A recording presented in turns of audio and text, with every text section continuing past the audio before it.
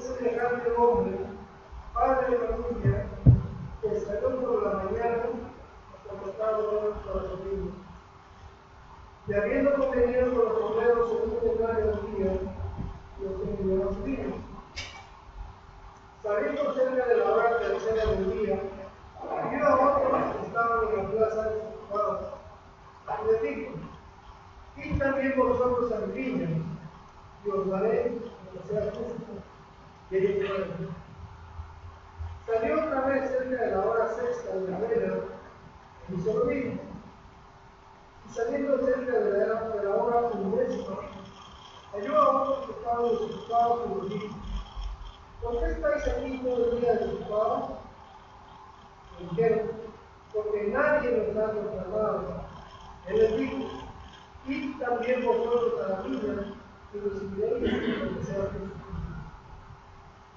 Cuando llegó la noche, el señor de la viña dijo a su mayordomo: llama a los obreros, págales el jornal, comenzando desde los obreros hasta los primeros. Y al venir, los que habían ido cerca de la hora undécima, recibieron cada uno un denario. Al venir también los primeros, pensaban que habían que recibir más, pero también ellos recibieron cada uno un denario. Y al recibirlo, murmuraban contra el padre de familia, diciendo: estos postreros han trabajado una sola hora, y los has hecho iguales a nosotros, que hemos soportado la carga y el dolor del día. Él respondiendo dijo a cada uno de ellos: mío, no te hago agravio, ¿no conveniste conmigo un denario? Toma lo que es tuyo, vete, pero quiero dar a este postero como tú. ¿No me es lícito hacer lo que quiero con los míos? ¿Quieres tú el mismo? ¿Y el bueno? Así los primeros serán posteros, los posteros primeros. Porque muchos son llamados, los pocos escogidos.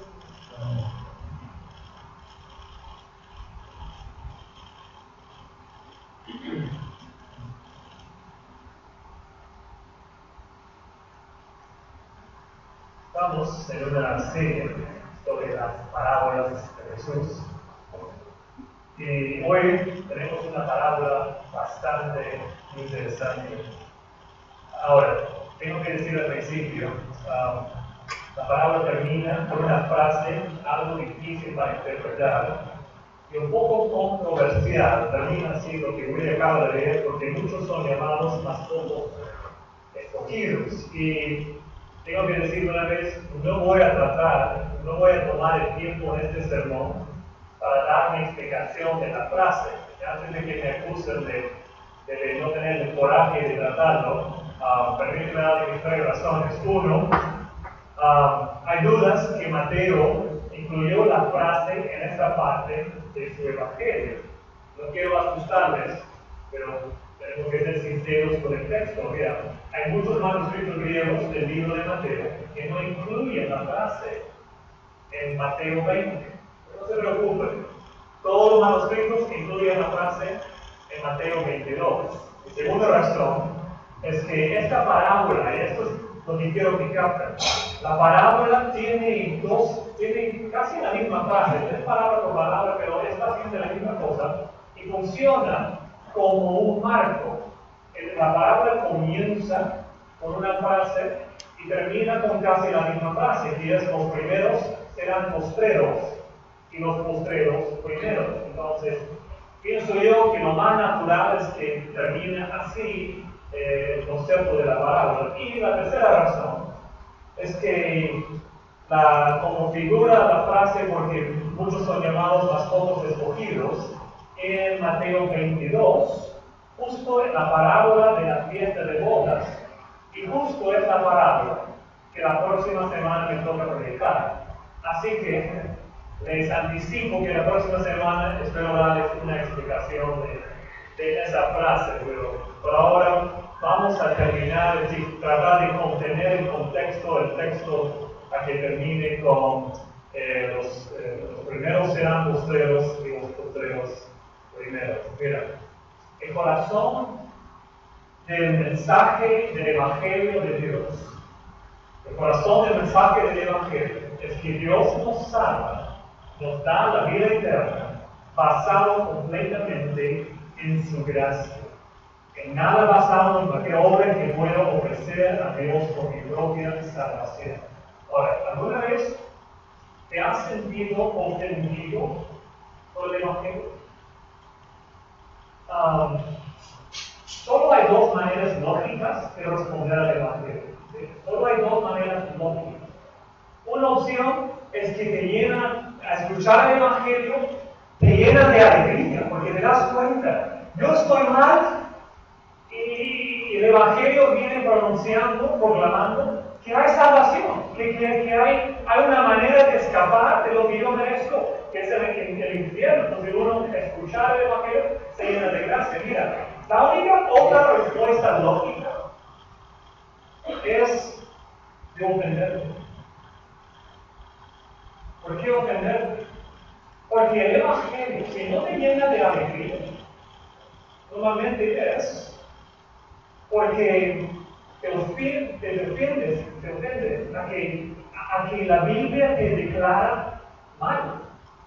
Que la Biblia te declara que no tienes nada, que tu religión no sirve, que tus buenas obras no sirven, que tu servicio, que nada sirve. El Evangelio de la Biblia nos declara eso. Entonces, la única respuesta lógica es llenarte de alegría, porque el Evangelio declara, pero hay salvación en Cristo, a pesar de esta realidad, o ofenderte. Y si no es ni una ni la otra, pienso que no estás escuchando. Simplemente, por si acaso, mucha gente simplemente no escucha. Tú le cuentas el Evangelio y si no hay una reacción, es que entra, pero no conecta. Porque si alguien realmente piensa en el Evangelio que solo somos salvos por la gracia de Dios, por la alegría, de verdad no hay otra razón, no hay otra reacción lógica. Ahora, ¿por qué comienzo? Porque esta parábola es un poco ofensiva. Es decir, o te llena de alegría, o te declara que Dios nos salva solo por gracia, o te debe ofender. ¿Sí? Ahora, mi intención no es que nadie se ofende y se vaya, pero el Evangelio mismo debe producir una o la otra de estas reacciones. Vamos a ver la parábola hoy a base de dos conceptos. Uno, los primeros y los postreros. Quiero explicar bien el marco de esta parábola. En segundo lugar, la ley y la gracia. Vamos a comenzar con los primeros y los postreros. Esta frase enmarca, creo que lo he dicho bien, enmarca la parábola. No lo leímos en la lectura, pero el último versículo de Mateo 19 es del versículo 30 y dice: pero muchos primeros serán postreros y postreros primeros. Y de ahí comienza la parábola. Y la parábola termina con casi lo mismo: así los primeros serán postreros y los postreros primeros. Mira, toda esta semana yo he luchado con esta parábola.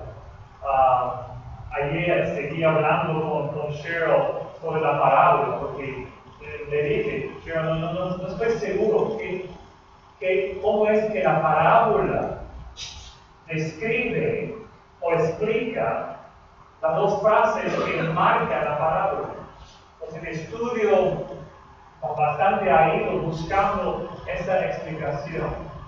Lo que nos ayuda a entenderlo es el contexto. Entonces, vamos a volver por un momento a Mateo 19. Para entender por qué Jesús puso la frase aquí dos veces en relación con la parábola, necesitamos ver el contexto anterior. En Mateo 19, Jesús sorprende a sus discípulos invirtiendo el orden de importancia, tocando a tres grupos de personas.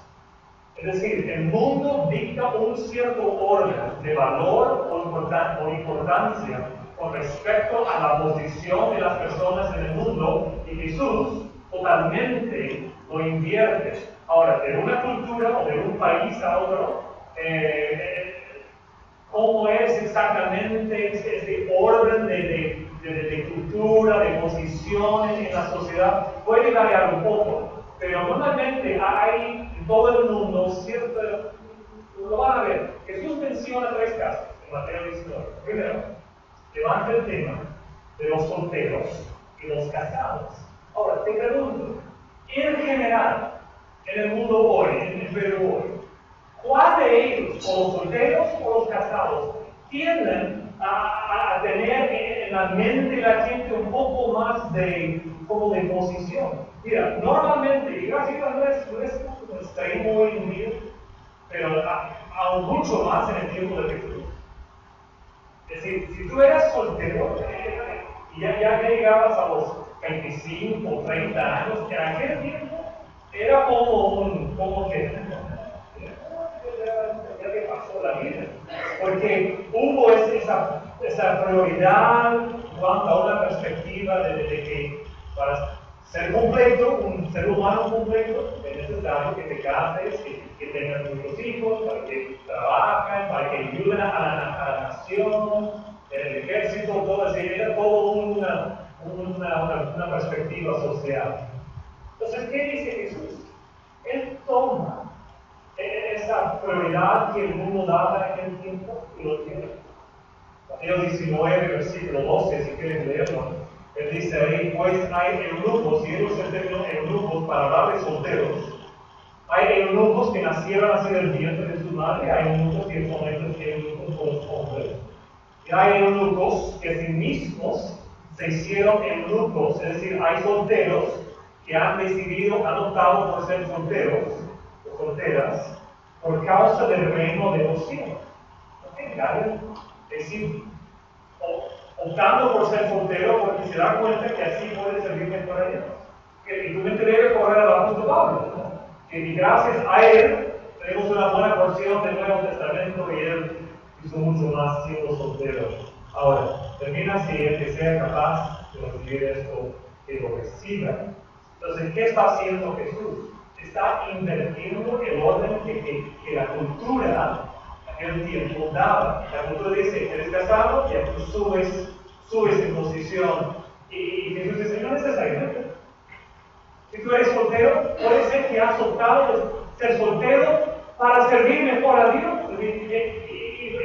Y los discípulos están ahí como que tratando de entender, porque cuando uno viene y toma lo que la sociedad explica o resume y lo advierte, es como que tiene que pensarlo. Pero no es solo con solteros y casados. Termina esta conversación y de ahí vienen algunos niños que quieren acercarse a Jesús. ¿Y cómo responden los discípulos? No, por favor, padres, por favor, controlen a sus hijos. Algo así, imagínate que Pedro estuvo ahí controlando la situación. Y Jesús se mete y dice, no, el reino. Dice en Mateo 19, 13 y 14, entonces les fueron presentados los niños para que pusieran las manos sobre ellos y orasen. Y los discípulos les reprendieron, pero Jesús dijo, dejad a los niños venir a mí y no se lo impidáis, porque de los tales niños es el reino de los cielos. ¿Qué hace Jesús? Invierte el orden natural. La sociedad, especialmente en aquel tiempo, es decir, tú eres adulto, ya podemos trabajar contigo, pero niños es entrenados hasta que puedes tener responsabilidad, pero darles importancia, posición, nada. Y Jesús dice, ¿quieres entender el reino? Tienes que venir como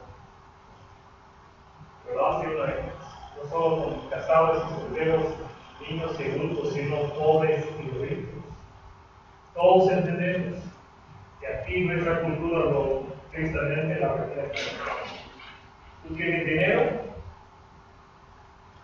tú tienes esa posición que tu dinero trae, el mundo juega contigo.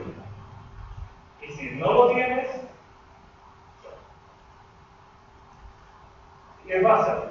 Termina el encuentro con los niños y y viene un joven rico. El joven rico quiere saber lo que tiene que ser para heredar la vida eterna. Hay esta conversación, el cambio de la conversación de Jesús con él, y al final el hombre se va. Porque no quiere hacer lo que Jesús dijo, no quiere perder todo, no quiere perder esa posición. Y Jesús dice algo que a nosotros no nos parece tan extremo. Dice, es difícil que un rico entre el reino. Pero los discípulos, Mateo tiene aquí que los discípulos reaccionan como que ¿qué? Si un rico a la dificultad puede entrar, ¿quién puede entrar? Y uno dice, ¿por qué respondieron así? Porque en aquel tiempo el joven rico era un judío moral, porque cuando Jesús le dijo, tienes que guardar esta ley y la otra, le dijo, todo esto yo he hecho.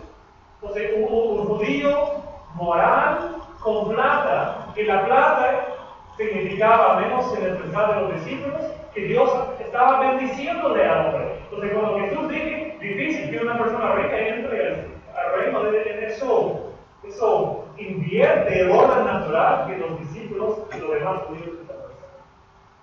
Entonces, en este contexto, Jesús dice, los primeros serán de los postreros. Jesús viene y radicalmente invierte el orden que la sociedad tiende a tener en cuanto a quiénes son los nacidos. Y específicamente en cuanto a quiénes son los que entienden el reino de Dios. Ahora, ¿qué le da algo? Bueno, la pregunta es cómo destaca la parábola esta enseñanza. En la parábola, el amo de la casa sale temprano y lleva un tratado obreros para trabajar en su viña, una decisión del tiempo de la cosecha, específicamente bueno o malo. Encuentra un grupo de obreros que llega a un acuerdo con ellos en pagarles un denario, que en aquel tiempo era el pago normal para un obrero un día de trabajo, un denario por su día de trabajo. El Señor sale, y esta es la parte interesante, no sabemos por qué, eso no nos da los detalles, pero por alguna razón, el amo de casa sale varias veces durante el día para seguir llamando y buscando más obreros. Sale, comienza a las 6 de la mañana, la primera hora, a las 9 sale otra vez, a las 11, 12, a las 3, y sale una vez más o menos a las 5 de la tarde, cuando solo hay una hora de sol y queda una hora para trabajar y durante todo el día invitando a los que vengan a trabajar. Ahora, faltando esa hora, contrata a unos cuantos más, y cuando termine llega más o menos a las 6 de la tarde, está oscureciéndose. Luego llama a todos para que se les pague y para darles su día de trabajo. Y él hace algo un poco extraño, comienza con los últimos. Y es un detalle clave porque la parábola está destacando los últimos y los postreros. Perdón, es la misma cosa. Los últimos y los primeros, los postreros y los primeros. Y comienza con los últimos y les pagó un denario. Y les pagó porque corresponde a un día de trabajo y solo trabajaron una hora. Entonces, ahí están los que trabajaron todo el día, bajo el sol. Ellos se van a quejar diciendo, hemos trabajado todo el día bajo el sol. Y nosotros sabemos qué están pensando. Me imagino que algunos están pensando, wow, si ellos han recibido un denario por una hora, hemos trabajado 12 horas, están con la expectativa de ganar bien. Otros me imagino que están dando como que hacer justo. Pero bueno, ellos se acuerdan con ese primer grupo. Y la parábola destaca que ellos tuvieron un acuerdo. Llegaron a un acuerdo para trabajar un día, pagarles un denario. Ahora, en la parábola no nos dice lo que pagó a los que llegaron durante el día. Solo nos dice que a los últimos, los que trabajaron una hora, les dio un denario. Y ahí salta otra vez para destacar los últimos y los primeros, los postreros y los primeros. Y ahí salta a los primeros y cuando ellos vienen para recibir su pago, les da también a ellos un denaro. Inmediatamente ellos comienzan a quejarse, porque sienten que merecen.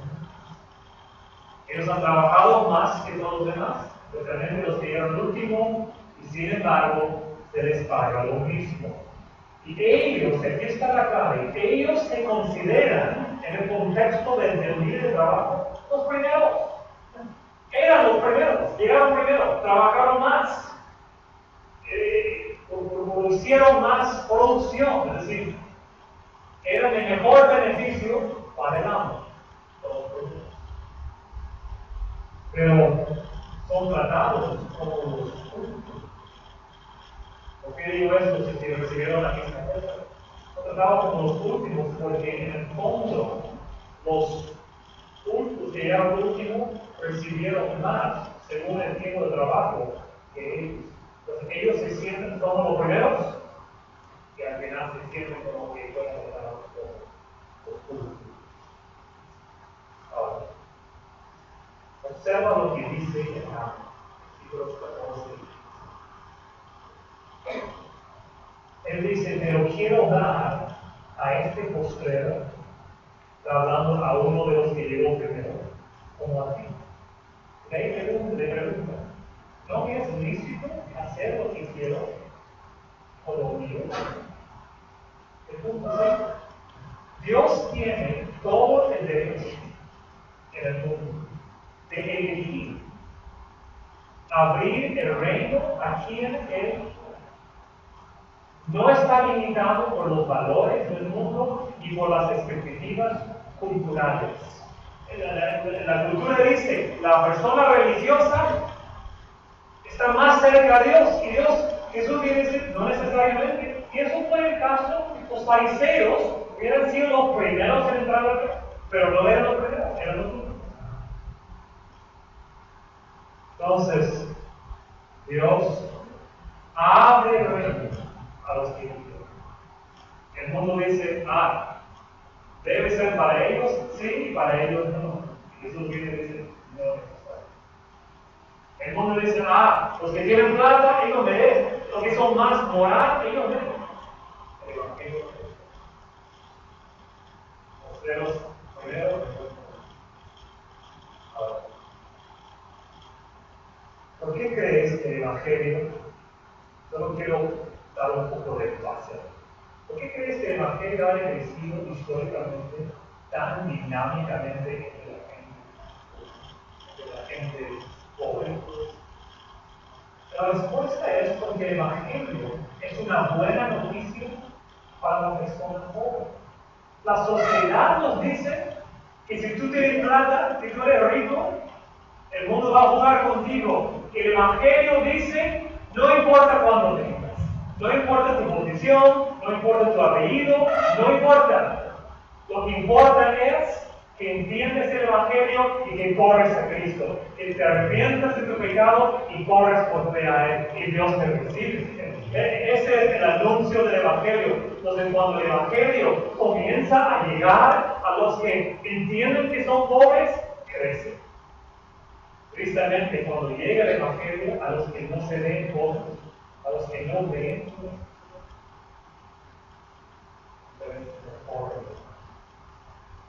mira, en los días de los apóstoles, el Evangelio no creció a través de las estructuras religiosas de Cristo.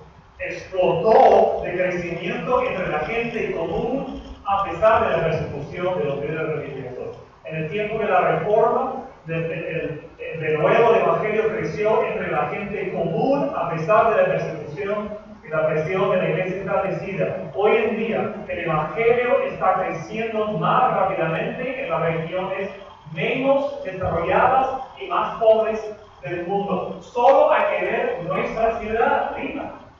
¿Dónde ha crecido más el Evangelio? En los conos.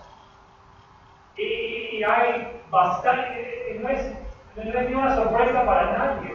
Aún las iglesias grandes que hay en lugares céntricos de la ciudad, la mayoría de su gente viene de los conos. ¿Por qué?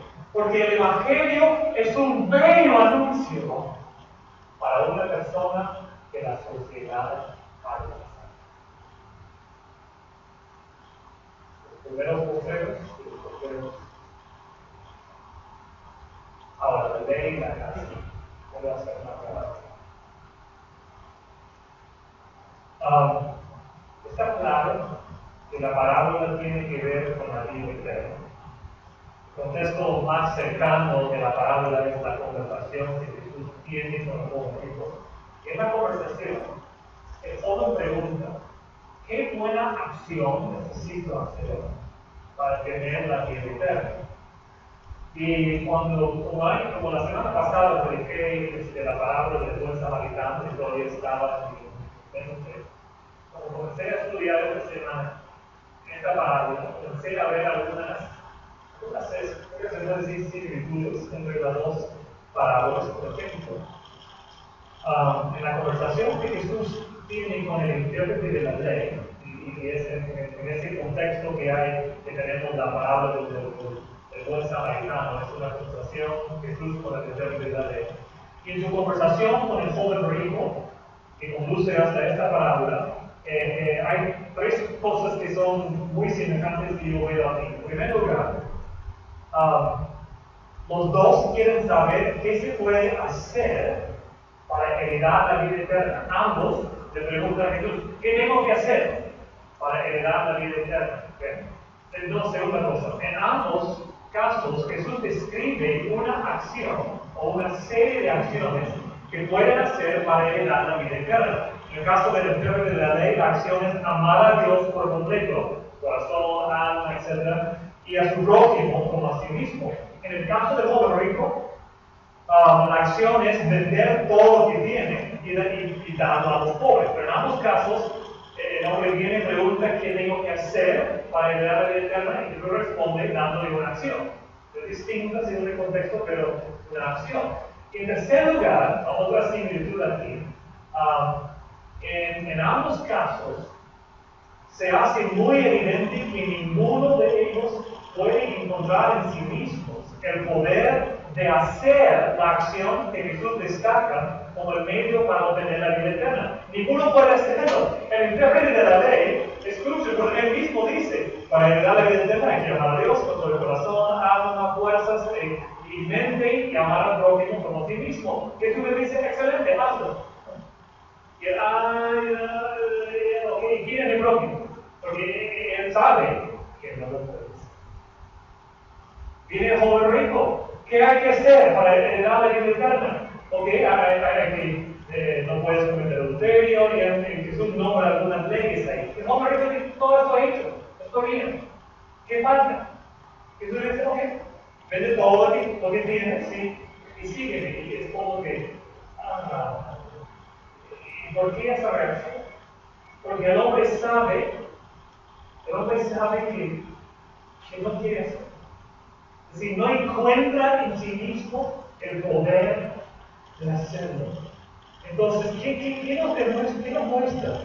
Nos muestra la necesidad de la gracia de Dios. Mira, después de su conversación con el joven rico, Jesús le dice a los discípulos que es más difícil para una persona rica entrar al reino que para una persona pobre. Y ellos se sorprenden. Y le preguntan: ¿quién puede ser salvo entonces? Y Jesús responde que para el hombre es imposible, pero con Dios todas las cosas son posibles. Es decir, los discípulos están ahí maravillados de que si un hombre rico no puede entrar al reino, ¿quién puede? Y Jesús dice: la salvación, que alguien realmente esté dispuesto a dejar todo para seguir a Jesús, humanamente es muy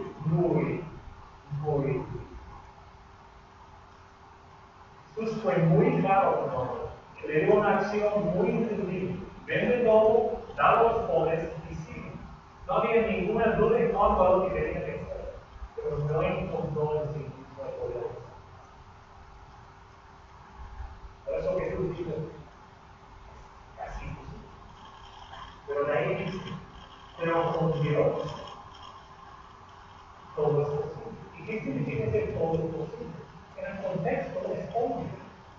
es que cuando una persona no encuentra en sí mismo el poder aún tan pleno, de todo y sígueme, no encuentra en sí el poder de hacer lo necesario para acercarse a Dios.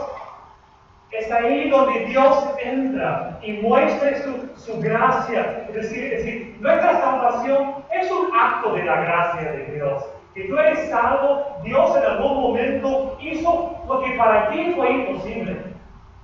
Pero Dios te abrió los ojos. Dios te ayudó a ver que para Él es posible. Mira, si Dios puede tomar la vida de un hombre como mi abuelo, un hombre enojado, un hombre orgulloso, un hombre de Virginia del Oeste, una zona en Estados Unidos, zona sierra donde la gente es dura y la gente es muy autosuficiente. Si Dios puede a él, a una edad de casi 61 años, despertar sus ojos para ver que él necesita. ¿Cómo es la gente de Virginia del Oeste? ¿Cómo se habla de personas que saben lo que antes? No sé cómo comparamos con Perú, pero esa gente es demasiada autosuficiencia. Un día Dios despertó de ambos ojos para que se pueda ver y él buscó a yo necesito ser. Su caso fue porque vio el enojo de su propio corazón. Cuando un vecino le compró un árbol y él tenía miles de árboles, le compró un árbol que estaba justo en la árbol, pero en sus terrenos ahí hicieron cortar, que no pudiera trabajar. Dios despertó así, y cuando estaba bien. Eso es imposible. Pero cuando Dios se mete, es decir, vemos aquí la gran necesidad de la gracia de Dios. Luego Pedro en el contexto dice, he aquí, nosotros lo hemos dejado todo y te hemos seguido. ¿Qué cuesta tenemos? Cuando tú lees esto, es decir, cuando yo leo eso, mi primera reacción es, ay, qué orgulloso es. Dice, el hombre rico, él no quiso vender todo, pero nosotros, mira, Pedro no comenzó con la misma riqueza que ese hombre tuvo, pero yo no creo que sea puro orgullo. En verdad pienso que Pedro mira, lo que Pedro dijo es cierto. Los discípulos habían dejado todo. Acuérdate de Pedro. Jesús viene, está en el barco con él y después le dice, sígueme y te haré pescador de hombres. Y Pedro deja todo, toda su vida. Su vida era la pesca. Deja todo y sigue a Jesús. No era mentira lo que dijo. Mateo, ¿se acuerda de Mateo?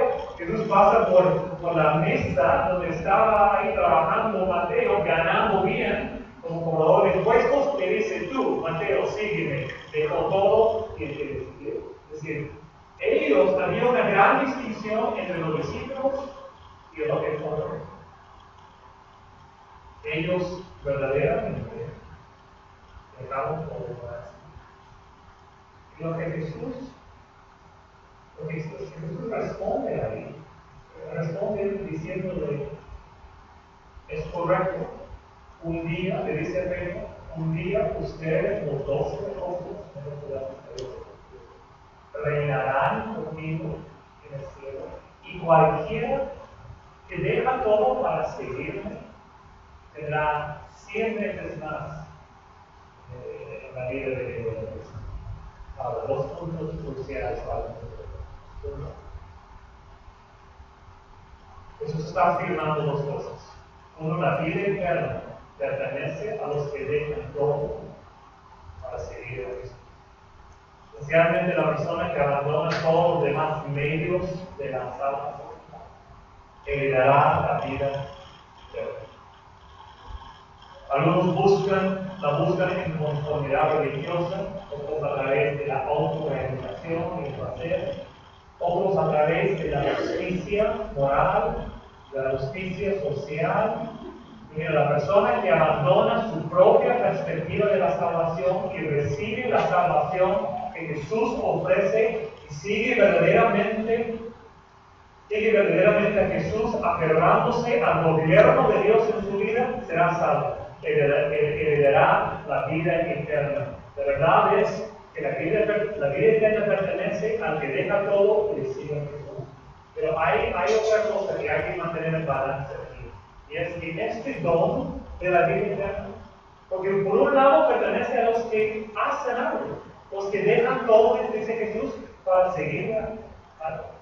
Pero recuerda, esto viene después de que Jesús dijo, es imposible, pero Dios. Entonces hay que mantener el balance que este don de la vida eterna es solamente por medio de la gracia. Jesús dice, para los hombres esto es imposible, pero para los todo es posible. Ahora, el primero y el tercero. ¿Quiénes son los primeros? Son los primeros que terminan después. Son los que a nivel humano suelen tener algún medio para obtener la vida eterna.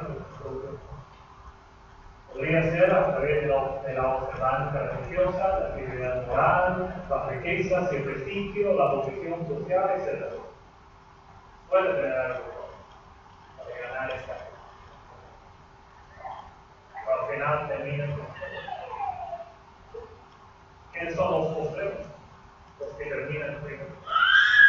Son los que vienen a Dios sin nada, dejándolo todo. Y Dios les concede la vida eterna, basado en gracia. Ahora, la parábola de los africanos. Hay que tener en cuenta algunos detalles muy importantes, pero que si quieren incluir ahí anteriormente pueden verlo. En los versículos 1 y 2, el amo de la casa hizo un acuerdo con los primeros obreros. Un denario, hay un contrato, un acuerdo. Trabaja todo el día, te doy un denario.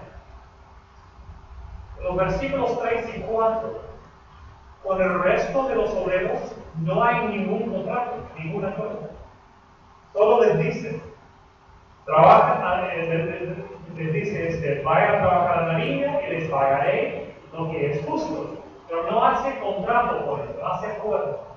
Y dos veces la palabra destaca ese detalle, que hace, el versículo 1 y 2, hace contrato con ellos, trabajan el día un denario, y al final, cuando confronta a los primeros que están quejándose, porque solo recibieron un denario, les dice, pero hicimos acuerdo.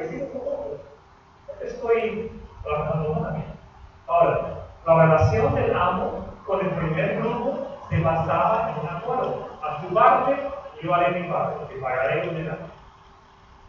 La relación del amo con los demás obreros se basaba en la gracia.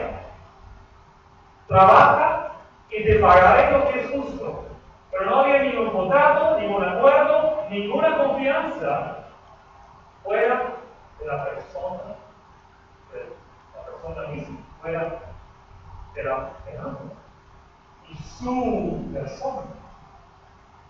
¿Das cuenta de lo que Jesús está haciendo? El que quiere entender a Jesús y jurar así con él de un acuerdo, yo voy a obedecer la ley y merezco la vida eterna. Yo hago mi parte y merezco tu bendición. Es esa gente, la gente muy religiosa, que cuando Dios permite en su vida cosas que no entienden, dificultades tremendas, que muchas veces se quedan con una amargura contra Dios muy profunda, porque sus adversarios, mira lo que he hecho por Dios y mira cómo me pasa. No podemos superar eso. Todo es nada que no merecemos nada. Dios nos invita a trabajar más. Nos da un propósito. Guarda nuestra confianza y realmente la palabra del que nos invita. Carácter. Promesa. Cuando llegó el momento de pagar los obreros, los que que no habían trabajado todo el día vieron que era un hombre muy generoso. 1 hora y un denario poco. La gente era generosa, muy generosa. Pagamos los que solo habían trabajado 1 hora, un denario. Cuando llegó a los que habían trabajado todo el día, ellos esperaban obtener más de un denario. Sin embargo, solo recibieron un denario, lo que habían acordado al principio del día. Inmediatamente comenzaron a quejarse con el dueño de la casa. Aquellos que vienen a Dios basados en la ley, en las obras, en un acuerdo, se quejan cuando otros menos bendecidos reciben gracia. No tenemos detalles importantes. Ellos piensan que merecen algo mejor. Es lo que piensan. Los que quieren entender a Dios a base de la ley, piensan pero yo mira lo que yo he hecho, mira cómo vivo. Es como que merezco algo mejor. El amo de la casa nunca fue injusto con los primeros. Era más injusto con nadie. Ellos querían un contrato, le dio un contrato y cumplió su contrato. Su envidia surgió de la generosidad del amo, no de su injusticia. El amo le dio lo que dijo, su envidia salió de que dio más a otro. Era su generosidad que causó esa envidia. Jesús enfatiza que el amo, Dios, elige ser amable de acuerdo con su propia voluntad. Pero quiero dar a ese vocero como aquí, no me necesito hacer lo que quiero, conmigo. Ahora, la casa. Jesús argumenta en este pasaje. Así como Dios honra a aquellos que el mundo considera los últimos, aquellos que son pobres en la información del mundo, así debemos nosotros honrar a los últimos. ¿Cómo lo hacemos? Haciéndonos los últimos. Más adelante, en los versículos 25 al 27, dice, entonces Jesús llamándolos dijo, ¿sabéis? Ya hablando como todos los discípulos, ¿sabéis que los gobernantes de las naciones se enseñorean de ellas? Que los que son grandes que ejercen sobre ellas potestad. Mas entre vosotros no será así, sino que el que quiera hacerse grande entre vosotros será vuestro servidor. El que quiera ser el primero entre vosotros será vuestro siervo. Es decir, ¿cómo aplicamos esto? Ponemos en el lugar de así funciona. Así es el reino de Dios. Los más grandes a los mejores.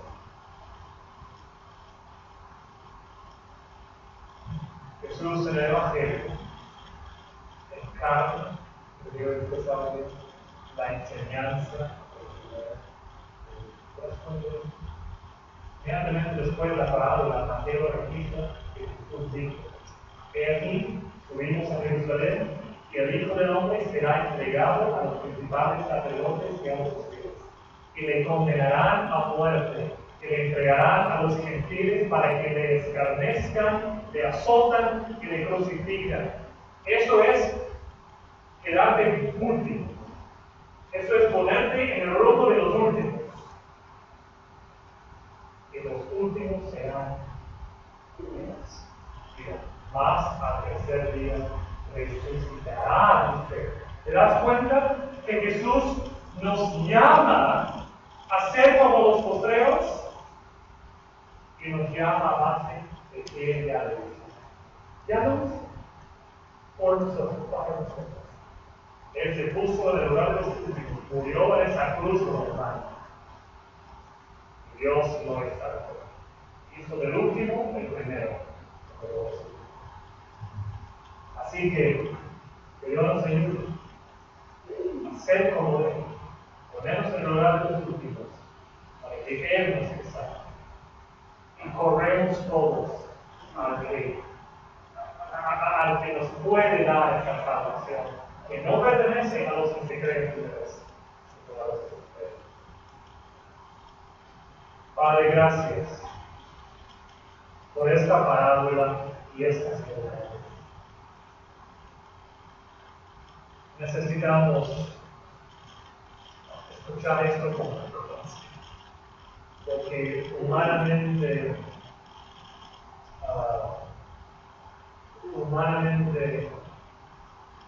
pensamos que son como primeros. Y queremos pensar que si no los primeros, al menos no los últimos. Siempre hay alguien ahí que pensamos que más malo, menos moral, no llega a nosotros. Dios, nadie. Oh, ayúdanos a vivir el duro de los últimos, para que todos están en tiempo, según tu voluntad, a base de tu gracia. Si hay alguien que por primera vez hoy ha llegado a ver el Evangelio que realmente es el Evangelio es eso. Ponemos en el lugar de Jesús, reconocemos que no tenemos nada. Leemos tu gracia, tu estado. Cristo es tu Dios. Nos ayuda a esa persona a volver a Cristo y recibir esa salvación. No podemos, como el joven que nos trae nosotros, hacer lo necesario para obtener esta parte. Nosotros pedimos en el nombre de